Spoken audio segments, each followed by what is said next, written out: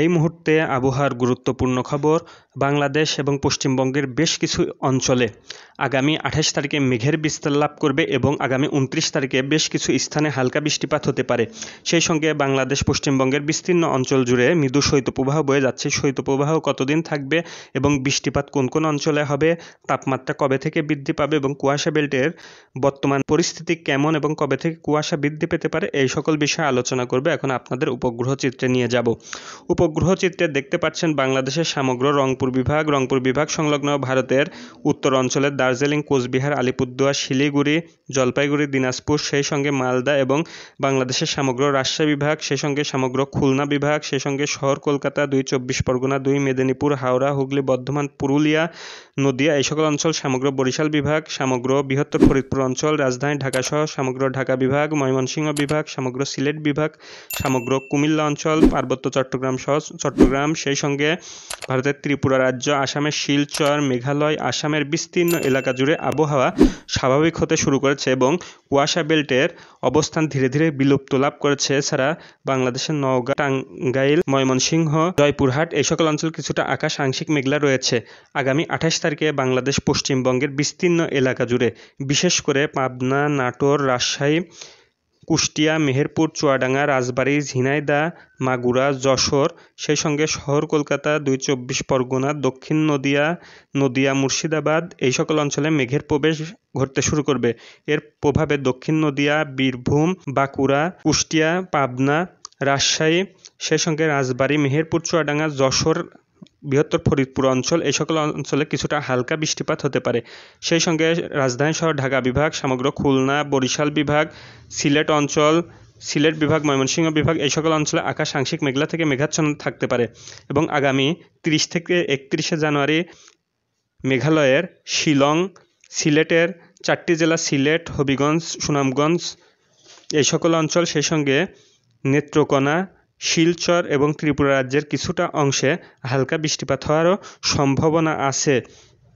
যেহেতু উত্তর পশ্চিম বঙ্গোপসাগরে একটি উচ্চচাপ বলয় সৃষ্টি হবে, এর প্রভাবে আর্দ্র এবং জলীয় বাষ্পপূর্ণ বাতাস ভারতের উড়িষ্যা, পশ্চিমবঙ্গ এবং বাংলাদেশে প্রবেশ করবে। ফলে আগামীকাল থেকে ধীরে ধীরে বাংলাদেশের রাত এবং দিনের তাপমাত্রা উভয়ই 1 থেকে 2 ডিগ্রি সেলসিয়াস বৃদ্ধি পেতে পারে এবং বাংলাদেশের রাজশাহী, পাবনা, সেই সঙ্গে মেহেরপুর, চুয়াডাঙ্গা, পঞ্চগড়, দিনাজপুর, মৌলভীবাজার, শ্রীপুর, এই সকল অঞ্চলে মৃদু যে শৈত্যপ্রবাহ বয়ে যাচ্ছে, এই শৈত্যপ্রবাহ আগামীকাল থেকে ধীরে ধীরে বিদায় লাভ করতে পারে এবং পশ্চিমবঙ্গের পশ্চিম অঞ্চলের পুরুলিয়া, বাঁকুড়া, বীরভূম, সেই সঙ্গে দার্জিলিং, কোচবিহার, আলিপুরদুয়ার, শিলিগুড়ি, এই সকল অঞ্চলেও তাপমাত্রা ধীরে ধীরে বৃদ্ধি পাওয়ার সম্ভাবনা আছে।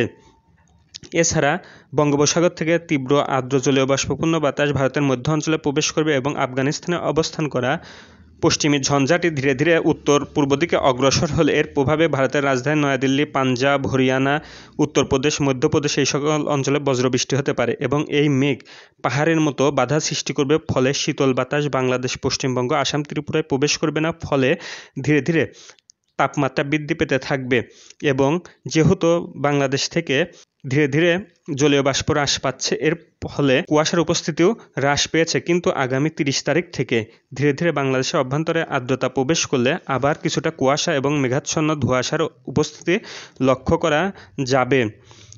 এদিকে বাংলাদেশ আবহাওয়া অধিদপ্তর আজ সকাল 6টায় ঢাকায় বাতাসের আর্দ্রতা রেকর্ড করেছে 88%। আজ বাংলাদেশের সূর্যাস্ত সন্ধ্যা 5টা বেজে 40 মিনিটে এবং আগামীকাল সূর্যোদয় ভোর 6টা বেজে 41 মিনিটে।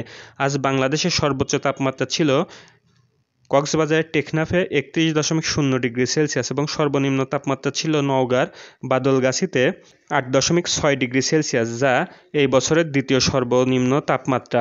এছাড়া আরও কিছু সর্বনিম্ন তাপমাত্রা রেকর্ড করেছে, যা রাজশাহীতে ছিল 9.3 ডিগ্রি সেলসিয়াস, পাবনার ঈশ্বরদীতে 9.8 ডিগ্রি সেলসিয়াস, শ্রীমঙ্গলে 9.3 ডিগ্রি সেলসিয়াস, দিনাজপুর ও তেঁতুলিয়াতে ছিল 9.9 ডিগ্রি সেলসিয়াস।